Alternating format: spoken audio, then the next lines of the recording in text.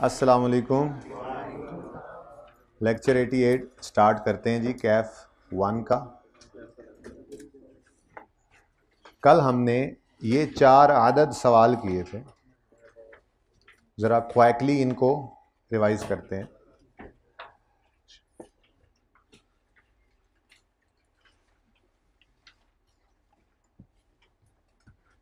ऐसे जी, मैंने आपसे बात ये की थी कि डायल्यूटेड ईपीएस का मतलब ये है कि हम ईयर एंड पे खड़े होकर यूज़र को ये बताते हैं कि देखो यूज़र, अर्निंग पर शेयर तो ये है, लेकिन जितने भी ऐसे इंस्ट्रूमेंट्स हमारे पास ईयर एंड पे पड़े हैं ना, जो अभी शेयर्स नहीं बने लेकिन उनमें ये काबिलियत है कि वो कन्वर्ट होकर ऑर्डिनरी शेयर्स बन सकते हैं, तो ऐसे शेयर्स को भी हम अज्यूम करते हैं कि वो कन्वर्ट होकर शेयर्स बन भी जाएं तो ईपीएस कितनी गिरेगी, ये डायल्यूटेड ईपीएस है। ठीक है ना। तो उसके लिए मैंने कहा था कि फिर भी स्टेप 1 बेसिक ईपीएस निकालना ही है। यानी जो 3 दिन हमने पहले लगाए थे, कल डायल्यूटेड ईपीएस की डिस्कशन शुरू की थी ना, आज इसको ख़त्म करेंगे इंशाल्लाह। लेकिन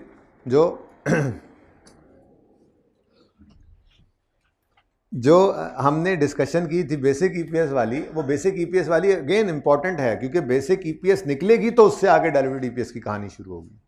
ठीक है। अब डायल्यूटेड ईपीएस निकालते हैं हम अज्यूम करके कि जो कन्वर्टेबल इंस्ट्रूमेंट्स हैं वो कन्वर्ट हो जाएं तो क्या होगा।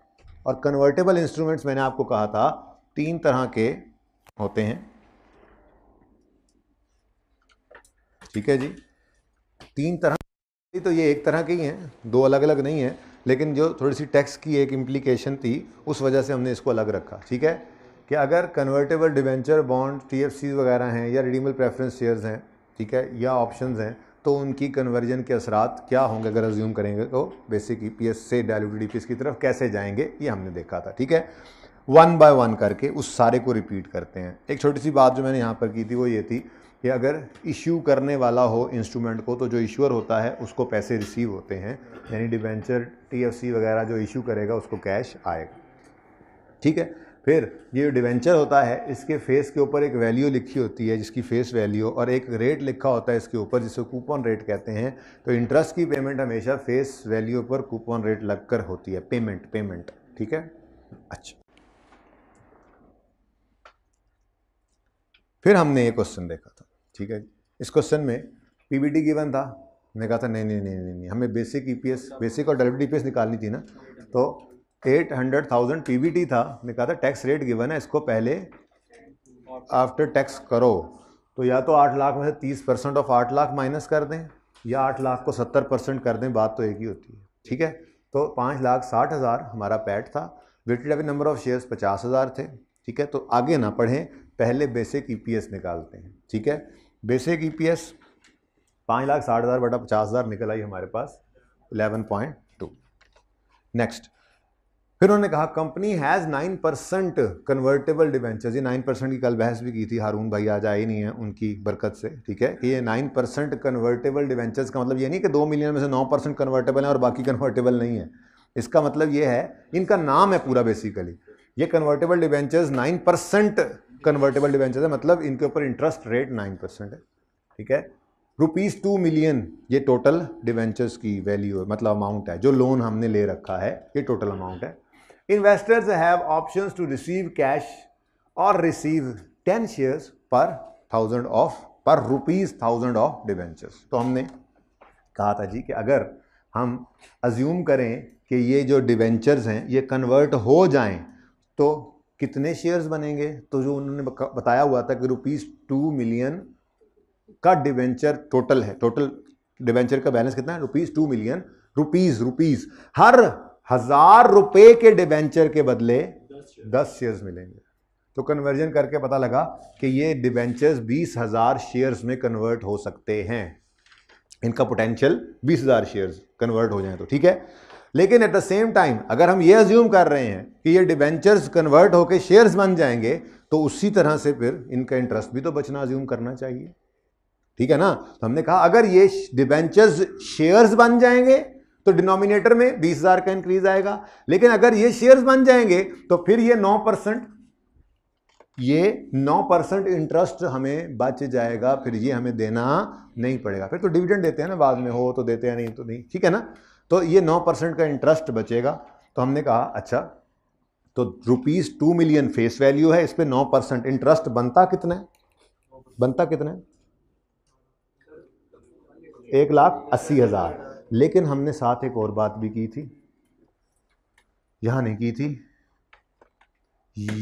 यहां की थी, कि 1,80,000 तो इंटरेस्ट सेविंग है, लेकिन 30% अगर टैक्स रेट लगाएं तो कितना आता है? नहीं, 30% कितना आता है? 54,000।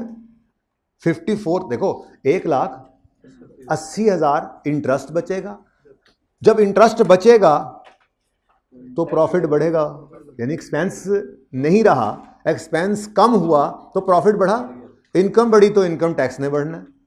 तो हमारी एग्जांपल में, ये मैंने जो ज़बानी एग्जांपल ली थी, मैंने कहा था ये 60, ये आपका 180 है, 1,80,000 आपका ये है, ठीक है, और 54,000 बोला आपने, 54,000 टैक्स है, वो मेरी इस एग्जांपल का 10 था। तो हम ये कह रहे हैं कि मैं 1,80,000 नहीं बचा, 1,80,000 इंटरेस्ट सेव हुआ, लेकिन उस सेविंग की वजह से 54,000 का टैक्स भी तो पड़ गया, तो नेट में मुझे क्या बचा? 1,26,000, जो कि मेरी यहां पर 50 की एग्जांपल, ठीक है ना। तो इंटरेस्ट सेविंग 60 की थी, 10 का टैक्स बढ़ा, तो ये इंटरेस्ट सेव हुआ, लेकिन इधर एक एक्सपेंस बढ़ गया, तो नेट में क्या सेविंग मिली? 50।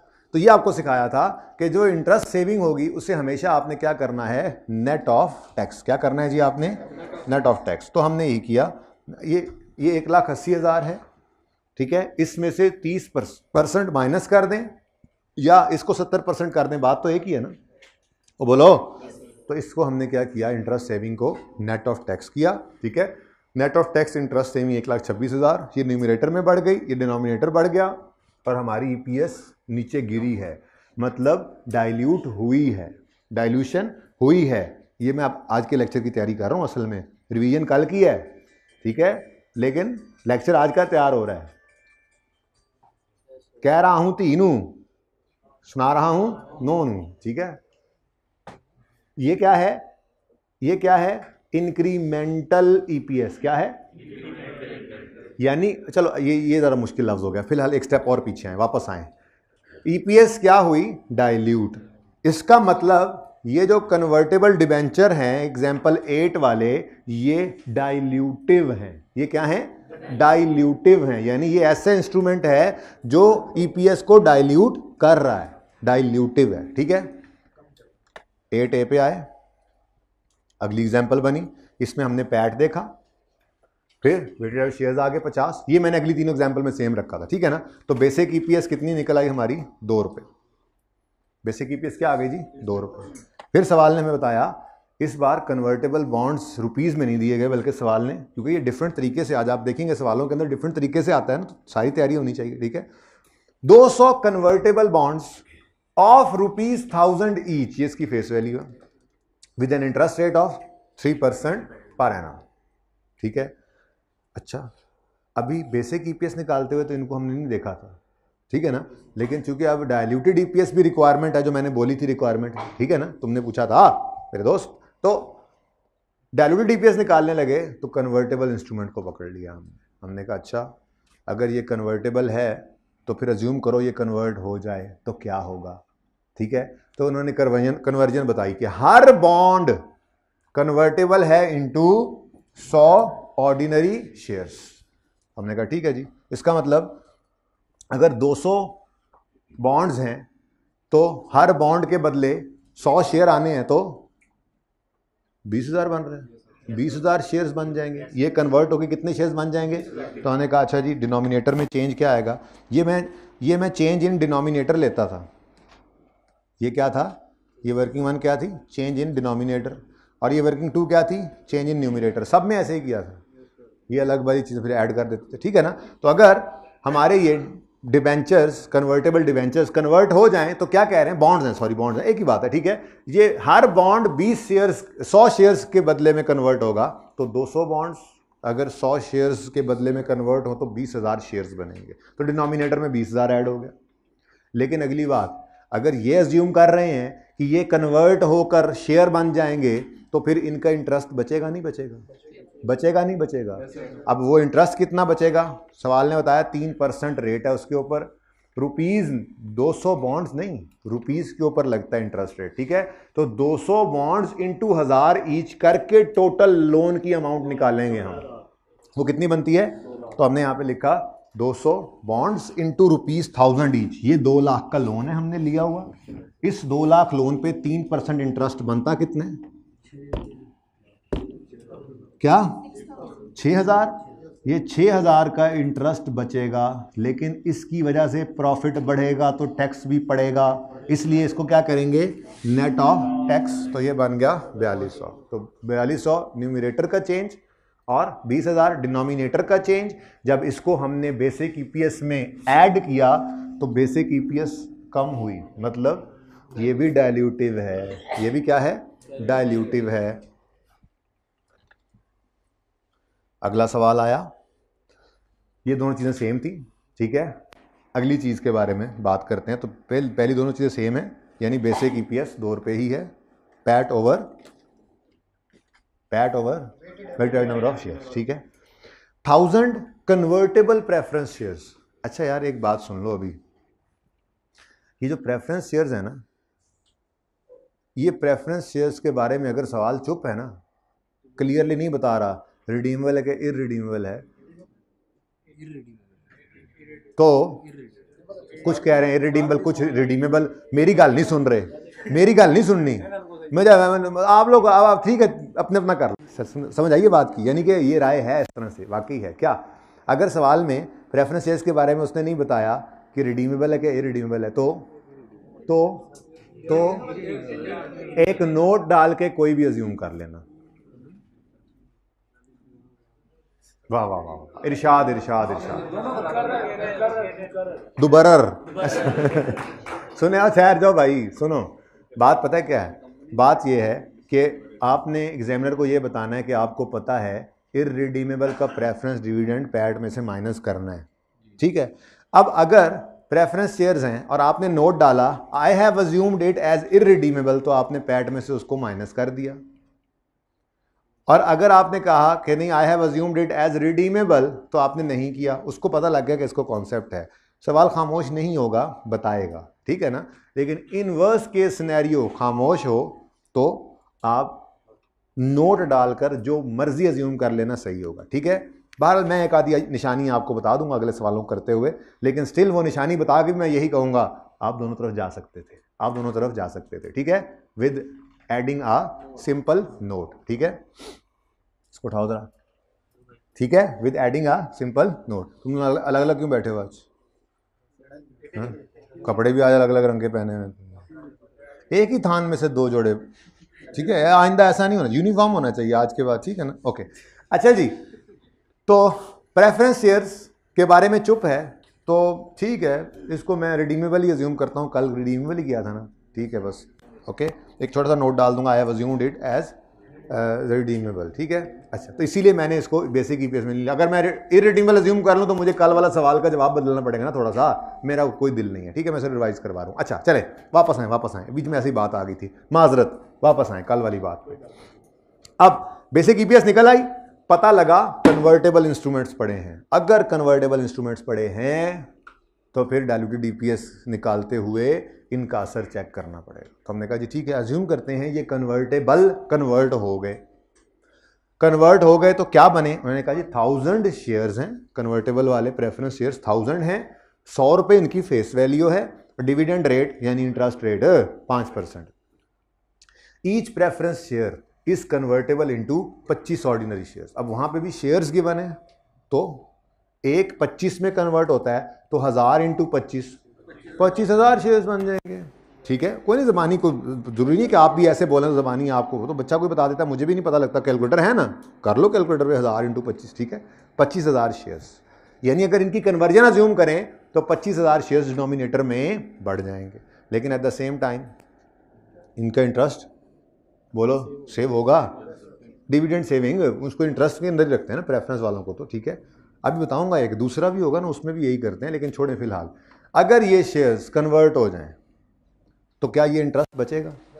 ये शेयर्स ऑर्डिनरी शेयर्स में कन्वर्ट हो जाएं तो ये इंटरेस्ट पे नहीं करेंगे आप, ठीक है, 5% इंटरेस्ट पे नहीं करेंगे। तो हमने कहा कि ठीक है, ये 1000 शेयर्स प्रेफरेंस वाले जो हैं ये 25 ऑर्डिनरी, हर शेयर 25 ऑर्डिनरी शेयर बदल सकता है, मतलब 25,000 शेयर्स बन जाएंगे, डिनोमिनेटर में ऐड किया।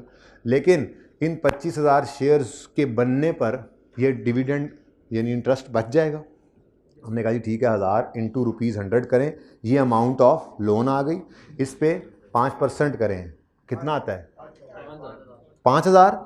अब सवाल में कहीं लिखा हुआ है preference shares are allowable tax reduction? अगर नहीं लिखा हुआ तो फिर हमने भी इसको नहीं करना। सिर्फ प्रेफरेंस शेयर्स के बारे में यह है कि वो खुद से जब तक कह ना दे these are allowable tax deduction, तब तक आपने उसको नेट ऑफ टैक्स नहीं किया करना, ठीक है। रिडीमेबल लिख देता हूँ, आई हैव अज्यूम्ड नोट, तब भी ऐड करते, वो बाद में बताता हूँ, तब भी वो करते हैं, एक सवाल करेंगे ना, उसमें देख लेते हैं, ठीक है, उसमें करेंगे, फिर वहाँ पे जाके समझाऊंगा। अभी मैं जिस तरफ चल रहा हूँ मुझे चलने दो ना, कल वाला मैं रिवाइज कर रहा हूँ, कोई वजह है ना। नोट, आई हैव अज्यूम्ड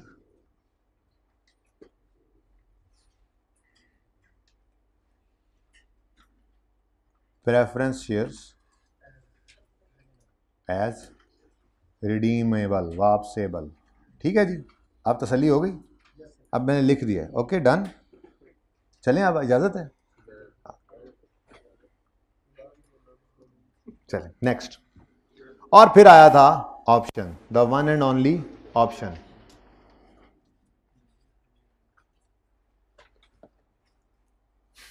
थोड़ी सी एग्जाम्पल्स भी कराई थी, मैंने कहा था जी मिसाल के तौर पे एक कंपनी ने 4000 शेयर ऑप्शंस दी। Share options are not shares but these are also potential instruments which can be converted into shares. हम एक ऑप्शन देते हैं, भाईजान ये पकड़ें शेयर का ऑप्शन, ये एक ऑप्शन के बदले एक शेयर भी हो सकता है, कई शेयर भी हो सकते हैं, लेकिन इस एग्जाम्पल में मैंने एक शेयर ही अज्यूम किया हुआ था, लिखा नहीं, ऐसी बस एग्जाम्पल जो लिख दी क्लास के अंदर, ठीक है। Company has given 4000 share options at an exercise price of 20 per share, मतलब यहाँ पे लिखना चाहिए था, उसूली तौर पे सवालों में लिखा होता है each option is convertible into 1 share, ठीक है, और exercise price is 20 per share और मार्केट प्राइस इज 25। तो मैंने कहा था लंबा तरीका क्या है, लंबा तरीका क्या है कि आप कहें हमने 4000 शेयर्स 20 रुपये के हिसाब से इशू करने हैं, मतलब 80,000 रुपये इकट्ठे करने हैं। ये 80,000 रुपये इकट्ठे करने के लिए हमने 4000 शेयर्स इशू किए हैं या करेंगे। ये 80,000 रुपये इकट्ठा करने के लिए हमें 4000 शेयर्स इशू करना पड़ेंगे। अगर हम मार्केट प्राइस पर ये शेयर्स इशू करते तो यही 80,000 शेयर्स, 80,000 रुपये इकट्ठे करने के लिए हमें 3200 शेयर्स इशू करने पड़ने थे। तो हमने 80,000 रुपये इकट्ठे करने के लिए 4000 शेयर्स इशू किए, जबकि मार्केट प्राइस पर ये शेयर इशू होते तो यही 80,000 इकट्ठा हो जाता हमारा 3200 शेयर इशू करके, मतलब इसमें बोनस एलिमेंट क्या है 800 शेयर्स। यूं समझें हमने 800 शेयर्स मुफ्त में बांटे, ठीक है। तो ये 800 शेयर्स जो मुफ्त में बांटे हैं, ये इतनी लेंथी कैलकुलेशन करके निकाल तो लिया है, ऐसे भी कर सकते हैं पर्चे में आप, लेकिन एक आसान सा काम तो है। आप ऑप्शंस को डिवाइड करो मार्केट प्राइस से और उसको कंपेयर करो एक्सरसाइज प्राइस से, जो डिफरेंस है वो बोनस एलिमेंट है। 25 वाला शेयर है, आपने 15 में दिया तो 25 से डिवाइड करके 10 से मल्टीप्लाई करें, 10 रुपए बोनस है। 25 वाला शेयर 22 में दिया, 25 से डिवाइड करें, 3 रुपए बोनस एलिमेंट है, मल्टीप्लाई करें, डायरेक्टली ये 800 निकलेगा, ठीक है, सही है। तो ये चीज पहले सिखाई, उसके बाद फिर मैंने आपको ये सवाल करवाया था, फिर ये सवाल तो फिर रह ही कोई नहीं कहता करने वाला, ठीक है जी। इसमें मैं ये अर्ज कर रहा हूं कि आपने शेयर ऑप्शन को मार्केट प्राइस से डिवाइड करना है और मार्केट प्राइस और एक्सरसाइज प्राइस का जो डिफरेंस है, जो इतना आपने कम दिया है, उससे मल्टीप्लाई कर देना है, बोनस एलिमेंट है ये, तो इससे बोनस शेयर्स निकल आएंगे जो मुफ्त में बांटे, यही कारण है। इसकी तरह तसल्ली होती है, मैं वही बात दोबारा बोलता हूँ, बल्कि उससे भी मुश्किल करके बोलता हूँ। अच्छा जी, पैट और ordinary shares weighted average same है, ठीक है। ईपीएस वही 2 रुपये, 2 रुपये, 2 रुपये, 2 रुपये, ठीक है जी। Next, 3000 share options each convertible into 1 ordinary share, exercise price is 30 per share and average market price is 40। पहली बात, नंबर ऑफ शेयर्स जो मुफ्त वाले हैं वो निकालने के लिए लेंथी वाला रास्ता अपनाने की ज़रूरत नहीं है। सिंपल क्या करोगे, 3000 ऑप्शंस हैं, इनको डिवाइड करोगे मार्केट प्राइस से 40 और इन दोनों का डिफरेंस 10, इससे मल्टीप्लाई करोगे तो 750 शेयर्स आ गए। तो आपके न्यूमरेटर में 750 शेयर्स का इजाफा हो जाएगा।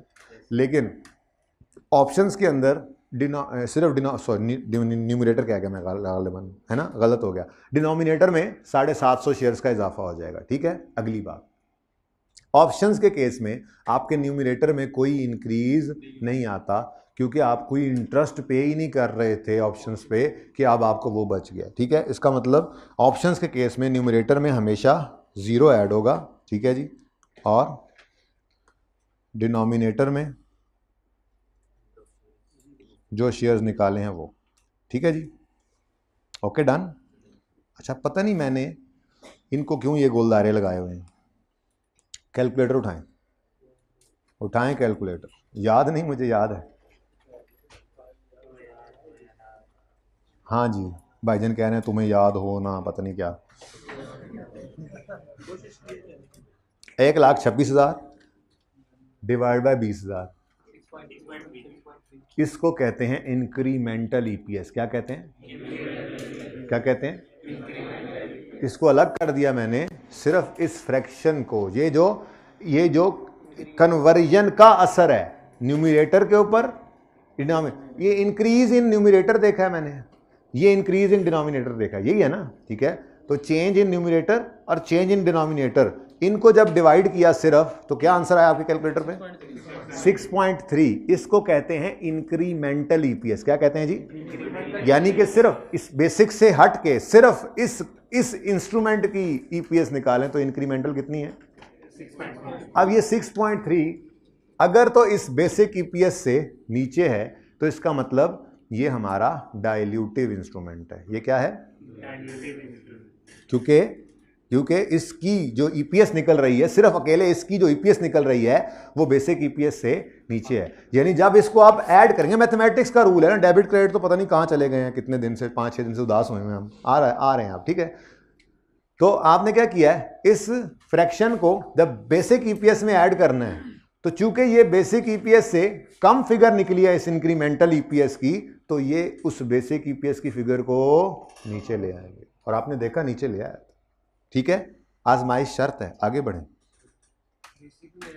हाँ देखो ना, अब आप ये तो आपको देखना पड़ेगा। ठीक है, और भाई सादा सी बात है ना, ये चीज़ का आंसर जो था, अगर उसमें ऐसी चीज़, ऐसा फ्रैक्शन ऐड कर रहे हैं जिसका आंसर इस फ्रैक्शन के आंसर से कम होना है, तो जब दोनों कंबाइन करेंगे तो टोटल आंसर कम ही होना है ना।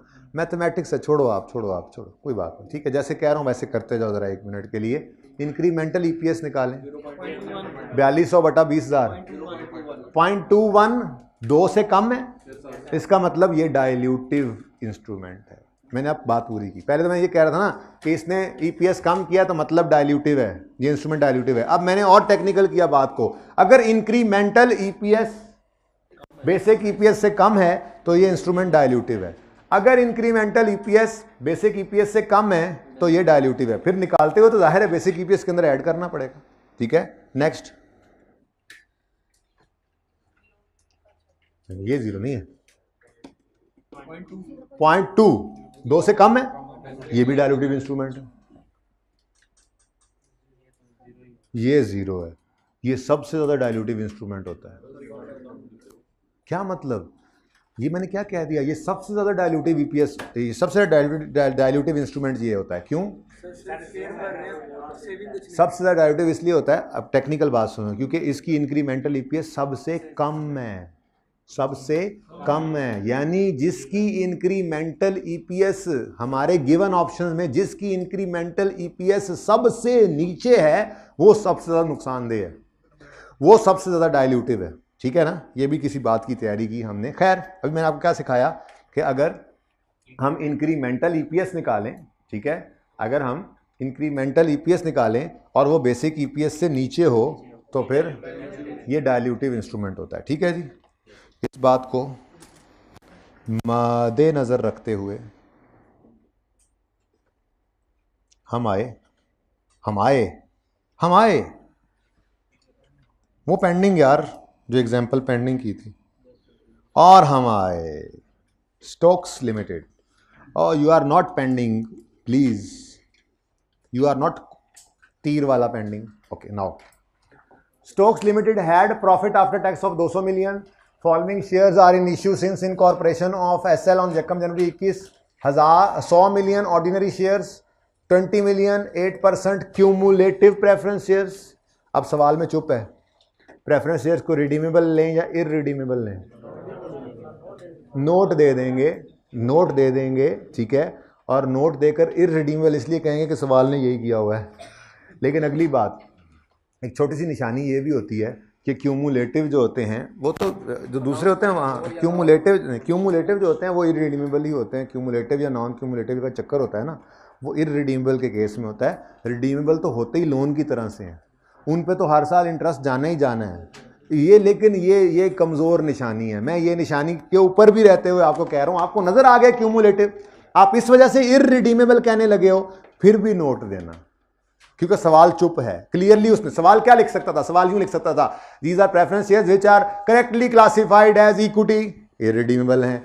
दीज आर इररिडीमेबल, फिर तो उसने कह दिया, या यूं कह दे these are correctly classified as liability, ये रिडीमेबल हैं, या खुद कह दे रिडीमेबल, ठीक है ना। लेकिन यहां पर उसने क्या बोला? सिर्फ प्रेफरेंस शेयर्स।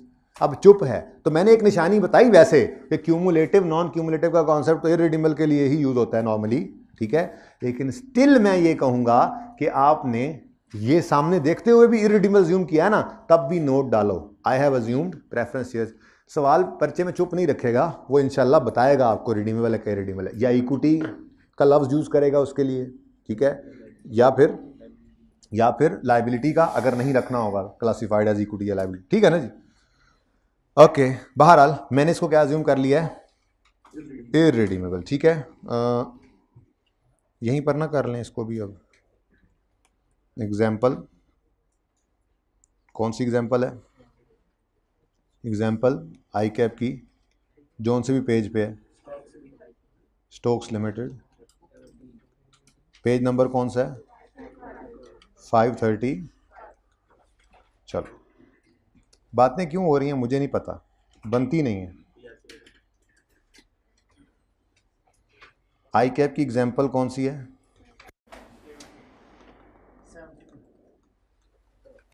ठीक हो गया जी। अब ये सवाल करने लगे, चलो जी। Stokes Limited had a profit after tax of 200। मैंने इररिडीमेबल अज्यूम किया है तो मुझे इसका डिविडेंड माइनस करना पड़ेगा। तो मैं सबसे पहले तो आया, मैंने यहाँ पे लिखा बेसिक ईपीएस जी। नोट डाल देता हूँ, अभी डाल देता हूँ नोट, ठीक है। और आप नोट डाल के अदर वे राउंड भी चल सकते हैं, कोई मसला नहीं है, वो भी आंसर सही होगा तसव्वुर जी। कितना प्रॉफिट है? 200 मिलियन का, ठीक है जी। और ऑर्डिनरी शेयर्स कितने हैं? 100 मिलियन ऑर्डिनरी शेयर, ठीक है। अच्छा, अब प्रेफरेंस डिविडेंड की बात करते हैं, क्योंकि हमने इररिडीमेबल अज्यूम किया है, तो फिर कैलकुलेट करते हैं। 8% इसका डिविडेंड रेट है, और 20 मिलियन शेयर्स हैं, और हर शेयर 20 रुपये का है। और आपको मैंने बताया हुआ है कि डिविडेंड की परसेंटेज, इंटरेस्ट की परसेंटेज ये रुपीज़ पे लगा करती हैं। तो अगर ये नंबर ऑफ शेयर्स गिवन है तो इनको रुपीज़ में कन्वर्ट करना पड़ेगा पहले, ठीक है। तो वर्किंग वन हमारी होने लगी है आज जी। रुपीज़ नहीं, पहले कितने 20 मिलियन, 20 मिलियन, मैं साथ वो भी लिख रहा हूँ शेयर्स, चलो शेयर्स नहीं लिखता, 20 मिलियन इंटू रुपीज़ 20 लिखा तो आपको समझ लग गई कि वो 20 मिलियन शेयर्स थे, और ये मैंने रुपीज़ फेस वैल्यू से मल्टीप्लाई किया, तो अब ये टोटल शेयर कैपिटल आ गया, ठीक है। इस पर इंटरेस्ट रेट क्या है? 8%। और चूंकि सवाल में कहीं उसने ऐसी बात नहीं की है, अच्छा चलें छोड़ें जी, बोलें 32, बस 32, ये 32 आपने माइनस किया। और अगर आपने यहाँ पर नोट डाल दिया सवाल में, इसको रिडीमेबल अज्यूम किया है, तो आप यहाँ करोगे, आवाज़ कट रही है, यहाँ से माइनस नहीं करोगे और लग जाएगा, आवाज़ मिस हो रही है, एग्जामिनर को पता लग जाएगा कि आपको इस कॉन्सेप्ट का पता है जी। बोलें 1.6। ज़रा एक दफ़ा और मुझे ज़रा निकलवा दें आंसर, ऐसी ज़रा बाद में यूज़ करना है ना। वो 168 है, नहीं 200 माइनस 32। मैं ज़रा इसलिए लिख रहा हूँ कि मैंने बाद में आगे यूज़ करना है ना, ज़रा लिखा होगा ज़रा अच्छा लगेगा। ठीक है, 168 divided by 100 is equal to ₹1.68 per share. ठीक है जी, क्या नहीं समझ आई? क्योंकि ये इररिडीमेबल प्रेफरेंस डिविडेंड है। अभी भी नहीं समझ आई? बता दो। चलें आगे। नेक्स्ट, अगला स्टेप, डायल्यूटेड ईपीएस निकालने जा रहे हैं। क्यों डायल्यूटेड ईपीएस निकालने जा रहे हैं? क्योंकि ये रिडीमेबल प्रेफरेंस शेयर जो हैं ये कन्वर्टेबल इनटू ऑर्डिनरी शेयर्स हैं। पहले भी इक्विटी थे, अभी भी इक्विटी रहेंगे, लेकिन आपको पता है इन दोनों में फ़र्क है। हाँ, ऑर्डिनरी शेयर होल्डर को वोटिंग राइट भी होता है और ऑर्डिनरी शेयर होल्डर का डिविडेंड वेरिएबल भी होता है। ये वाले काम नहीं रहने फिर, ठीक है ना। तो कन्वर्टेबल हैं, ऑर्डिनरी शेयर्स में कन्वर्ट होंगे। ठीक है, अच्छा चलो सी आने दो आगे। 20 million 8% cumulative preference shares, 2 preference shares are convertible into, ओ यार ये तो बड़ी अजीब सी कन्वर्जन दे दी उन्होंने। चलो कोई नहीं, वर्किंग टू कन्वर्टेबल शेयर्स। अब टोटल शेयर्स कितने हैं? 20 मिलियन शेयर्स हैं कन्वर्टेबल इंस्ट्रूमेंट्स। ये 2 के बदले 1 मिलना है तो मैं डिवाइड बाय 2 ही करूंगा ना। 2 के बदले 2 प्रेफरेंस शेयर्स वो देंगे, हम 1 उनको ऑर्डिनरी शेयर देंगे। वो 2 प्रेफरेंस शेयर्स देंगे, हम 1 ऑर्डिनरी शेयर देंगे। तो इसका मतलब अगर वो 20 मिलियन प्रेफरेंस शेयर्स इधर फेंकेंगे तो हम 10 मिलियन ऑर्डिनरी शेयर्स उधर फेंकेंगे। ठीक है ना, जरा डिफरेंट तरीके से कन्वर्जन आ गई। चलो अच्छी बात है, ये भी सीखना ही था जी। बोलो 1 मिलियन, ये क्या था? ₹32 1। ओके सॉरी, आपने बोला 10 मिलियन शेयर्स। ठीक है जी, कोई बात नहीं, खुशाब वाले के तो वैसे भी माफ़ है गुना, गिराई जो है मेरा। अच्छा जी, लो भाई, ओके ओके ओके ओके, लेकिन इसकी शामत ज़्यादा आती है। अच्छा, ये भी एक एक्स्ट्रा एडिटिव होता है। अच्छा अगली बात, ये 10 मिलियन, ओहो आपने मुझे बताया नहीं कि पहले मैं बेसिक ईपीएस तो फटाफट लिख लूँ, यानी 168 डिवाइड बाय 100 तो पहले लिखना होता है ना, प्लस 10 मिलियन शेयर्स, वर्किंग 2 से आया। और अगली बात, ये समझना आने वाली बात है जो समझ आ जाएगी इंशाल्लाह अगर ध्यान देंगे तो, वरना कैजुअल नहीं लेना इस बात। मुझे बताएं, ईपीएस ऑर्डिनरी शेयर होल्डर की रेशियो है ना? बोलो, ऑर्डिनरी शेयर होल्डर पहले क्या कह रहा था? ये प्रेफरेंस वालों का भी 32 माइनस होगा तो जो बचेगा वो मुझे मिलेगा। सही है ना?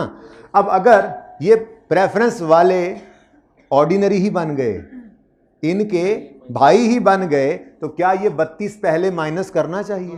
तो इसका मतलब ये वापस ऐड होगा।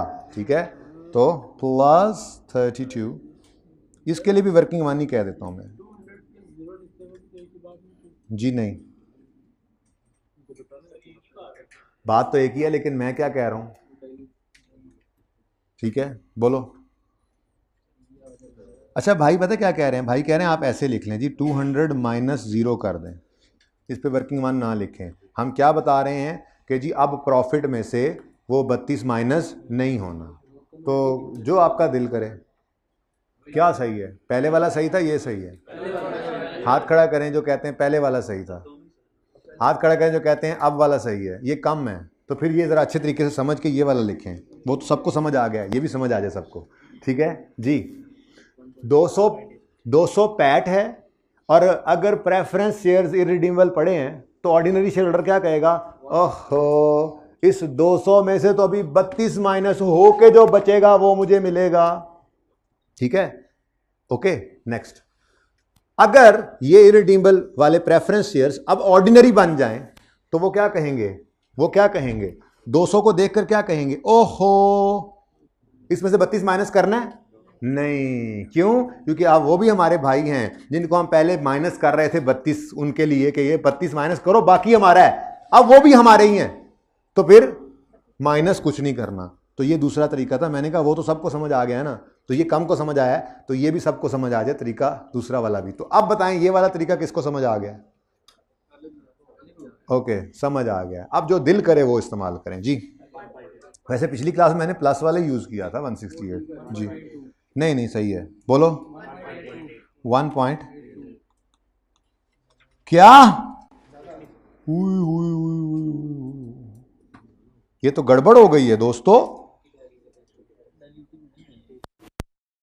अब समझाना मुश्किल हो जाएगा यहाँ पे, इसलिए मैं वापस चलता हूँ अपनी बेस पे।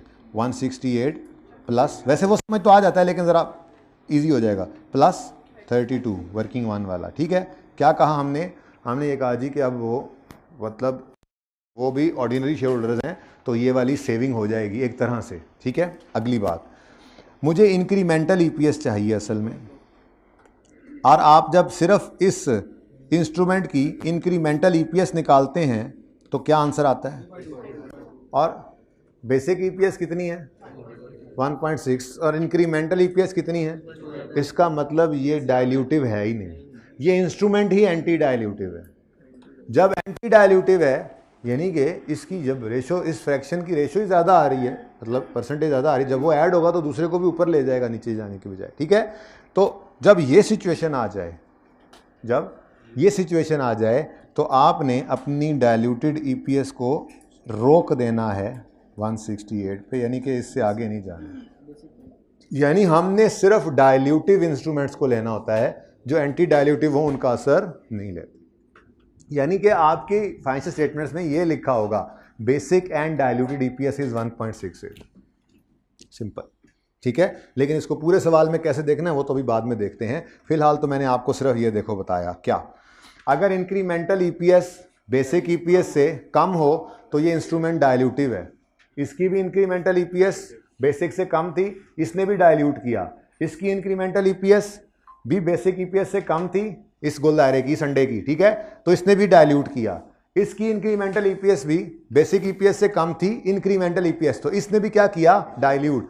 जबकि आज इसमें क्या हुआ? इस इंस्ट्रूमेंट की इंक्रीमेंटल ईपीएस बेसिक ईपीएस से ज्यादा थी, तो आपने आजमा के देखा 1 पॉइंट पता नहीं 9 समथिंग हो गया, वो तो उल्टा बढ़ाने लग गया। हम तो कमी दिखा रहे थे, हम क्या कहेंगे कि ये एंटी डाइल्यूटिव है, और हमारी बेसिक ईपीएस 1.68 थी, तो डाइल्यूटेड ईपीएस भी अब 1.68 ही है। ओके, नहीं छोड़ेगा वो मोबाइल। तो ये यहाँ पर लिखा हुआ भी मिलेगा आपको सोल्यूशन में। The convertible instruments preference shares are anti-dilutive since incremental EPS from conversion is higher than basic EPS. If we include the impact of these convertible preference shares in EPS, the resulting EPS will be 1.82 per share. ठीक है, तो 1.82 पर share हम नहीं ले सकते, हमने diluted EPS क्या लेनी है? Same as basic EPS। ठीक है, यहाँ पे आके कहानी हमारी पूरी होती है। ठीक है जी हाँ, डाइल्यूटेड का मतलब ही क्या है? कम से कम, तो वो तो बढ़ने लग गई है, तो बढ़ाना नहीं है बस। चलें आगे जी। अच्छा, अब ये गोल्ड लिमिटेड वाला सवाल भी आपने कर लिया होगा, सिल्वर कोई बात नहीं, मैं करवा दूंगा, लेकिन फिलहाल तो मैं आपको ये सवाल करवाना चाह रहा हूँ।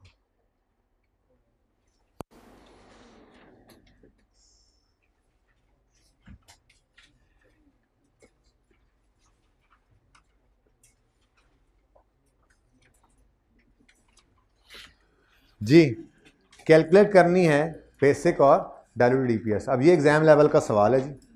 ठीक है, इसको करते हैं।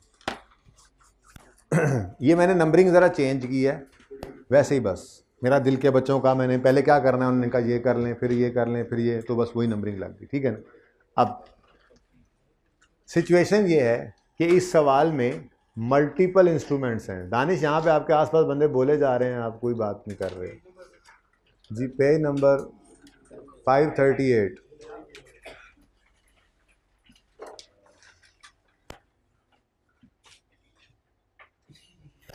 पेज 538 जी। सर ये जैसे इसमें सेव वाला नहीं आता, सेव वाला सेव ही कराइए, इसलिए तो वो प्लस वाला दिखाया था। वो तो ऑलरेडी बन गया। हाँ, वैसे तो वो पैड के बाद ही माइनस होते हैं ना, अगर कन्वर्ट होने भी थे तो फिर हमने तो इंसान बन जाए, ठीक है, कन्वर्टेबल थे तो तब हमने कहा कि जी ऑर्डिनरी वाले हैं, वो पैड में से माइनस हुए नहीं हुए थे ना ऑलरेडी, तो पैड में से माइनस करके बेसिक ईपीएस निकाली। फिर हमने कहा अगर ये इरिडीमेबल ऑर्डिनरी बन जाएं तो फिर ये माइनस नहीं करना, क्योंकि फिर वो हमारे साथ ही आ गए हैं, फिर किसी को प्रेफरेंस नहीं देनी, जो प्रॉफिट है वो सारे का सारा ही, समझो 200 रुपया ही पूरे का पूरा देखना था, ठीक है। Following information relates to Olympics Limited for the year 31 December 15। Number of ordinary shares in issue, reported earnings in the year, average market price per share during the year, potential ordinary shares में options हैं, 1007% convertible preference shares हैं। सवाल चुप है तो मैंने redeemable assume कर लिया, ठीक है। ये रिडीमेबल भी नोट के साथ कर सकते थे, मैंने इसलिए कर लिया कि चलो सोल्यूशन में भी यही है, और वैसे भी क्यूमुलेटिव का लफ्ज़ नहीं है, क्यूमुलेटिव का लफ्ज़ होता तो फिर शायद ये रिडीम उस तरफ चले जाते, ठीक है ना, सिंपल। खामोश है, प्रेफरेंस शेयर्स कन्वर्टेबल हैं, कन्वर्टेबल हैं, बस उसने ये बोला है, ठीक है, ये नहीं कहा कि ये क्यूमुलेटिव वाले हैं नहीं है, तो खामोश है प्रेफरेंस शेयर्स को। हाँ, दोनों कर सकते हैं, दोनों का ट्रीटमेंट भी समझ में आ जाएगा। वो इसलिए रिडीमेबल से करवाया है ताकि आपको ये बात समझ आ जाए जो थोड़ी देर पहले भाई को समझ नहीं आ रही थी, कि हमने ईपीएस बेसिक निकालते हुए उसको माइनस किया था पैट में से, लेकिन जब वही कन्वर्ट होकर ऑर्डिनरी शेयर्स बने हैं तो उसको वापस ऐड बैक भी करना पड़ा। ये समझाने के लिए उसको रिडीमेबल किया था, वरना उसको रिडीमेबल भी कर सकते थे आप, ओके, उसको छोड़ देते आप, वो सिर्फ एक पॉइंट समझाना था वहाँ पे, इसलिए मैंने उसको वहाँ पे इस तरह से कर लिया था, ठीक है। तो बहरहाल रिडीमेबल प्रेफरेंस शेयर्स हैं, ईच शेयर इज़ कन्वर्टेबल। अच्छा, ये आगे उन तफसीलात बताई हुई हैं, ठीक है। टैक्स रेट 30% है, कैलकुलेट करना है बेसिक और डाइल्यूटेड ईपीएस को, और सबसे पहला स्टेप क्या होता है, बेसिक ईपीएस। एग्जाम्पल नंबर पता नहीं कौन सी है जी, एग्जाम्पल 21, आई कैप एग्जाम्पल 21 है हमारे पास, तो ये ओके जी, चलें। अच्छा एक मिनट जी, मेरी अर्ज सुन लें, एक मिनट मेरी अर्ज सुन लें, यहाँ से ना हम इस नंबर को उड़ा देते हैं, पेज नंबर किताब का बता दें और नाम इसका बता दें, ठीक है जी। अब जो भी नंबर लिखा हुआ है ना वो आप लिखा रहने दें, ठीक है जी। स्टेप 1 बेसिक ईपीएस निकालेंगे,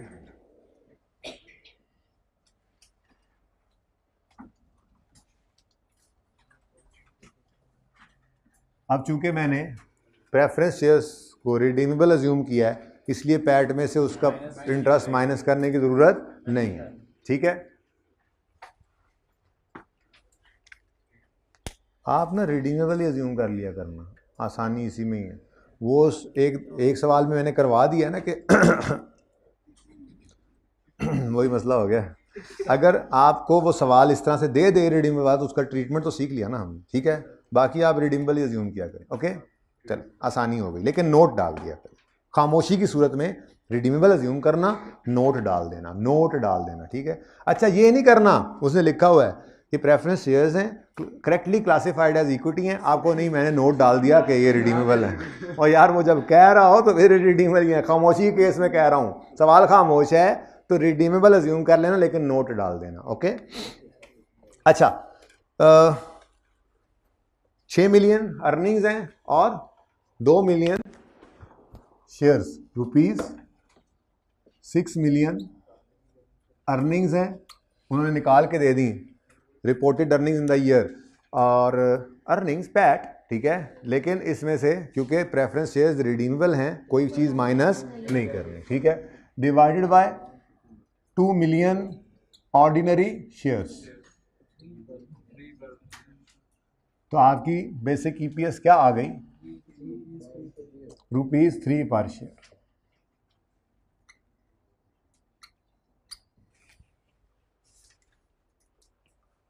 अच्छा, अब जब डाइल्यूटेड ईपीएस निकालने लगते थे, आपको याद होगा हम यूँ करते थे जी, 6/2 प्लस दिस, फिर प्लस, लेकिन आज एक प्लस नहीं ना, आज plus plus plus plus 0 plus, तो ये तरीका नहीं चलेगा, बल्कि हमारा एक फॉर्मेट होगा तफसील से, उसके अंदर हम डाइल्यूटेड ईपीएस निकालेंगे। तो डाइल्यूटेड ईपीएस के लिए मैं ये जगह छोड़ रहा हूँ और आज आपको इसका तरीका भी सिखा देता हूँ, ठीक है जी। यहाँ पे निकलेगी हमारी डाइल्यूटेड ईपीएस, ठीक है। लेकिन मसला ये है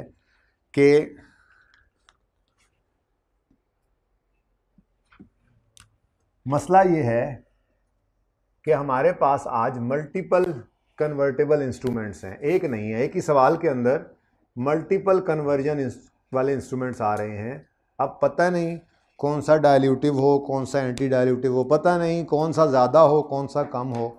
हमने एक रैंकिंग करनी होगी, और रैंकिंग करते हैं हम मोस्ट डाइल्यूटिव से लीस्ट डाइल्यूटिव की तरफ। मोस्ट डाइल्यूटिव कौन सा होगा? जिसकी इंक्रीमेंटल ईपीएस सबसे कम होगी। जैसे अभी ऑप्शंस आए थे, ऑप्शंस 0 ईपीएस निकली थी उनकी, तो वो नंबर 1 हुआ करेंगे हमेशा। मैं बता दूंगा आपको, हमारी रैंकिंग में जब भी सवाल में ऑप्शन होगा, रैंकिंग में ऑप्शन नंबर 1 आया करेगा, ठीक है। उसके बाद जितनी कम ईपीएस इंक्रीमेंटल, वो उतना ज़्यादा डाइल्यूटिव। तो रैंकिंग करनी है हमने। क्या करना है जी हमने? अच्छा, अब जो रैंकिंग है ना, रैंकिंग ये ओडीआई रैंकिंग नहीं है, ओडीआई रैंकिंग। अच्छा सुने जी, ये जो रैंकिंग है, इस रैंकिंग में हमने इंक्रीमेंटल ईपीएस निकालनी है। क्या निकालनी है जी?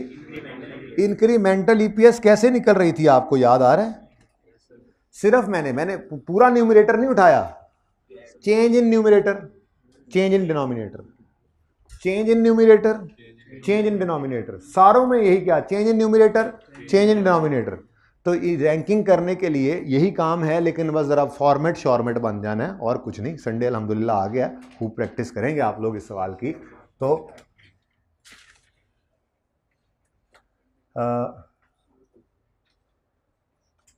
यहाँ पे हम नाम लिख लेंगे। उसके बाद चेंज इन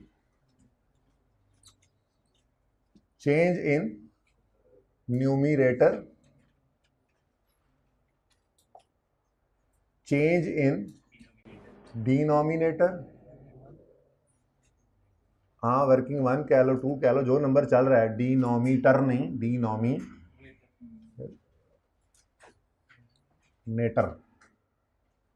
डिनोमिनेटर होता है, रेटर होता है। भाई ने रेटर बोला। अच्छा जी। उसके बाद इन दोनों का, सुनो, इन दोनों का डिफरेंस, यानी कि इसको डिवाइड करोगे इससे, तो क्या आ जाएगा? इंक्रीमेंटल ईपीएस, इंक्रीमेंटल एप्स, और उसके बाद रैंकिंग। ठीक है जी, रैंक कौन सा किसका होगा। ठीक है जी, थोड़ा सा इसको और फासला डाल देते हैं, जगह बन गई है। वर्किंग भी छोटी छोटी करनी होगी। चेंज इन डिनोमिनेटर,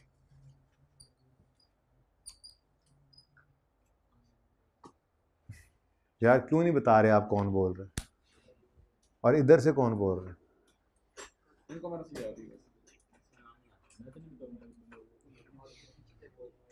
ये वाला लड़का बोल रहा है, ये वाला बोल रहा है, मुझे लग रहा है ये वाला बोल रहा है। अब मैं आपको बता रहा हूँ, ध्यान रखना इसका, ठीक है। अच्छा अच्छा, शुरू करें जी काम। उस्ताद दी कंड पे ही सुन दी है, सॉरी। अच्छा जी, नंबर ऑफ शेयर्स हो गए, रिपोर्टेड अर्निंग, बेसिक ईपीएस निकल आई। पोटेंशियल ऑर्डिनरी शेयर्स, पोटेंशियल का मतलब शेयर्स अभी ऑर्डिनरी शेयर्स हैं नहीं, लेकिन इनमें पोटेंशियल है कि ये ऑर्डिनरी शेयर्स बन सकते हैं, कन्वर्टेबल। ठीक है, तो मैंने नंबरिंग चेंज कर दी, मेरी मर्जी। ठीक है, 1007% कन्वर्टेबल प्रेफरेंस शेयर्स। हाँ भाई, इसका मतलब क्या है? 1000 में से 7% कन्वर्टेबल है, ये उनका नाम है। ठीक है, 1000 शेयर्स हैं, कन्वर्टेबल वाले प्रेफरेंस शेयर्स हैं, उनका डिविडेंड रेट 7% है, और ऑफ ₹10 ईच का मतलब इनकी फेस वैल्यू 10 है। अब वही काम जो हमने हर सवाल में अलग किया था, यहाँ पे इन सब चीज़ों के लिए इकट्ठा करना है। तो ये कन्वर्टेबल इंस्ट्रूमेंट है। बेसिक ईपीएस हम निकाल चुके हैं, उसके बाद हम इनकी तरफ आए हैं। इनकी तरफ अब आ रहे हैं, क्योंकि ये क्या है? ऑप्शंस हैं, शेयर्स नहीं है। ये क्या है? प्रेफरेंस शेयर्स, शेयर्स नहीं है। ये क्या है? बॉन्ड्स हैं, ऑर्डिनरी वाले शेयर्स नहीं है। इसलिए पहले मैंने बेसिक ईपीएस निकाल ली, अब हम इनकी तरफ आए हैं, डाइल्यूटेड ईपीएस की बारी आई है। तो हमने क्या करना है? इंक्रीमेंटल ईपीएस निकालने, जिसके लिए मुझे चाहिए होगा हर इंस्ट्रूमेंट का डिनोमिनेटर और न्यूमरेटर का चेंज। ठीक है भाईजान, उठ जाओ उठ जाओ। ठीक है, अब पहले मैंने कहा नंबर 2, हमने हमारा ये नंबर 1 है। मेरी एडजस्टमेंट नंबर 1। असल में ना मेरे ख्याल से अगर सीधी तरतीब रखते तो शायद रैंकिंग भी यही निकल आती, इसलिए मैंने ज़रा आगे पीछे कर दिया ताकि यहाँ पे ना ज़्यादा कम वाले आगे पीछे हों, ताकि आपको ज़रा अच्छे तरीके से बात समझ आ जाए। ठीक है ना, आंखें खुल ही नहीं रही आज, खुल ही नहीं रही आंखें। ओके, तो each preference share is convertible in 2008 x8। हम इस वक्त खड़े कहाँ हैं? 5 में। तो इसका मतलब अभी कन्वर्ट नहीं हुआ, कन्वर्टेबल। सही है, फ्यूचर में ही कन्वर्टेबल होते हैं। ठीक है, कन्वर्टेबल है, कन्वर्ट नहीं हुआ। कैसे कन्वर्ट होगा? Eight the rate of 3 ordinary shares for every 10 preference shares. यहां पे उसने रुपीज का नहीं कहा, वरना में क्या करना पड़ता? 1 मिलियन इंटू 10 करके रुपीज निकालते, फिर वो यूं कहता रुपीज 100 के प्रेफरेंस शेयर के बदले इतने शेयर्स, तो फिर डिवाइड बाय रुपीज वाली फिगर करते और multiply by number of, conversion जैसे भी हो निकाल लेते हैं हम। ठीक है, लेकिन वो क्या कह रहा है? 1 मिलियन ऑर्डिनरी, 1 मिलियन जाग के बैठे सारे, पता नहीं क्या हो गया। 1 मिलियन बड़ी इंपॉर्टेंट बात है ये, आज मेरा आज है डायरेक्ट डीपीएस की, आप लोगों को नींदें आ रही हैं, मौसम बार ऐसा है ना सर। 1 मिलियन प्रेफरेंस शेयर्स हैं, हर 10 प्रेफरेंस शेयर्स के बदले 3 ऑर्डिनरी शेयर्स मिलेंगे। नंबर 1 पे अब किसकी वर्किंग कर रहे हैं? प्रेफरेंस शेयर्स की, प्रेफरेंस शेयर्स। अब इधर देखो भाई, चेंज बातें ना करो ना यार प्लीज, यार उठ जाओ तुम। हम बोले नहीं, ये बोले। असल में ये इसके नीचे छुप जाता है, असल में इसके नीचे छुप जाता है, पता नहीं चलता कि ये बोल रहा है। ओके जी, ऑर्डिनरी शेयर्स, ये प्रेफरेंस शेयर्स को अगर हम ऑर्डिनरी में कन्वर्ट करें तो न्यूमरेटर में क्या चेंज आएगा? हाँ, क्या चेंज आएगा? इंटरेस्ट सेविंग बोल तो दो, इंटरेस्ट सेविंग निकाल मैं देता हूं, बोल तो दो। न्यूमरेटर में क्या चेंज आएगा? Interest saving. ठीक है, तो 7% लगना है 1 मिलियन पे, 7% लगना है 1 मिलियन पे ना, 1 मिलियन इंटू 10 मिलियन, ये है लोन की अमाउंट इंटू 7%। और अगली बात, सवाल तो खत्म हो गया, कहीं उसने ये नहीं लिखा ये अलाउबल टैक्स रिडक्शन है, तो माइनस नहीं करेंगे, फिर नेट ऑफ टैक्स नहीं करना। चलो, तो रुपीज नहीं, 1 मिलियन, मैं ऐसे लिख रहा हूँ 1 मिलियन ये वाला, इसलिए लिख रहा हूँ कि जगह जरा तंग है। 1 मिलियन इंटू रुपीज नहीं, अब मैंने वो टोटली कर दिया जी। 1 मिलियन इंटू रुपीज, एक शेयर, एक प्रेफरेंस शेयर कितने का? 10 का। अब यहां से हमारे पास आ जाएगी लोन की अमाउंट। ठीक है, इस पर 7% लगेगा। ठीक है, तो ये इंटरेस्ट है जिसको नाम उन्होंने डिविडेंड दिया हुआ है, ये सेव हो जाएगा। ठीक है जी, 7%, लेकिन इसको किसी और चीज से मल्टीप्लाई नहीं करेंगे। ठीक है जी, ओके, नजर नहीं आ रहा मुझे लगता है भाई, ये देख लो ध्यान से। मैं 1 मिलियन इंटू ₹10 लिखने का मतलब क्या है? ये 1 मिलियन शेयर्स थे, इंटू ₹10 किया तो ये शेयर कैपिटल इन रुपीज आ गया, प्रेफरेंस वाला। इसके ऊपर हमने लगाया 7%, तो ये इंटरेस्ट सेव हुआ है जी। बोलो, इसको इंटू 70% करें? नहीं करना, क्योंकि ये बाय डिफॉल्ट नहीं होता है अलाउएबल टैक्स रिडक्शन। सवाल ने नहीं कहा तो हम भी नहीं बताएंगे। ठीक है जी, 700,000, 7 लाख। और अगली बात, ये कन्वर्जन अज्यूम कर रहे हैं ना, कन्वर्ट होंगे तो ये इंटरेस्ट सेविंग होगी, और कन्वर्ट हो जाएंगे तो शेयर्स कितने बनेंगे ये उसने बताया हुआ। 3 शेयर्स मिलेंगे for every 10 preference shares, 3 ordinary shares मिलेंगे फॉर एवरी। तो यहाँ पे हम आए, जैसे सर हम लिखते थे हमें वैसे ही लिख के दिखाए हैं, ऐसे नहीं, हमें मज़ा नहीं आता। तो कितने मिलियन ऑर्डिनरी शेयर्स हैं? Preference shares 1 million preference shares हैं। इनको डिवाइड करेंगे, हर 10 प्रेफरेंस शेयर्स के बदले 3 ऑर्डिनरी शेयर्स मिलेंगे। बोलें 300,000। तो चेंज इन न्यूमरेटर भी आ गया, चेंज इन डिनोमिनेटर भी। वो जो अंडा लगा के सिर्फ ईपीएस निकाल रहे थे, यानी कि अगर ये ए कह दें और इसको बी कह दें, ये मैंने ए लिखने की कोशिश की थी, नाकाम हुई, फिर कोशिश करते हैं। ये ए कह दें, इसको बी कह दें, तो इंक्रीमेंटल ईपीएस कैसे निकलेगी? कैसे निकलेगी? ए डिवाइडेड बाय बी। मैंने कहा जरा पता चल जाए जरा आपको जी। तो कैसे? 700 डिवाइड बाय 300, 2.3। अच्छा, वैसे ये 3 से कम है, ठीक है ना। तो पर शेयर ₹2.3 पर शेयर। बहरहाल रैंकिंग तो एंड पे करेंगे। बहरहाल ये इंस्ट्रूमेंट डाइल्यूटिव तो है, अभी तक तो यही लग रहा है। Next options, 600,000 options with N exercise price of 60। अब इतना आसान काम हमने इसके मामले में सीखा हुआ है कि 1 मिनट में वो काम हो जाता है, ठीक है ना। तो 600,000 को डिवाइड करेंगे, मार्केट प्राइस एवरेज गिवन थी साल के दौरान, और मल्टीप्लाई करेंगे 60 से। ओ, दोनों का डिफरेंस, बोनस एलिमेंट, ठीक है। तो ऑप्टियंस आ गए। ऑप्टियंस न्यूमरेटर का चेंज बताओ पहले। जीरो तो है ना, नो तो नहीं ना कहो, जीरो तो कहो ना। डिनोमिनेटर कितने ऑप्शंस हैं? 6 लाख ऑप्शंस हैं, divided by ₹80 market price into bonus element ₹20। Answer is 150,000। तो ऑप्शंस की इंक्रीमेंटल ईपीएस क्या आ गई? ₹0।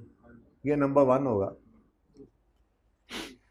ठीक है। माइनस में तो हो नहीं सकता कुछ, तो नंबर 1 0 वाला ही होगा। और आखिरी क्या है? 4% कन्वर्टेबल बॉन्ड्स, 5 मिलियन इनकी फेस वैल्यू, ने वैल्यू ही बता दी, ठीक है। फेस वैल्यू नहीं बताई, हर एक बॉन्ड की अलग अलग नंबर ऑफ बॉन्ड्स नहीं बताया उसने, रुपीस के अंदर उसने हमें वैल्यू बता दी है, जितने बॉन्ड्स हैं, जितना लोन है, ठीक है।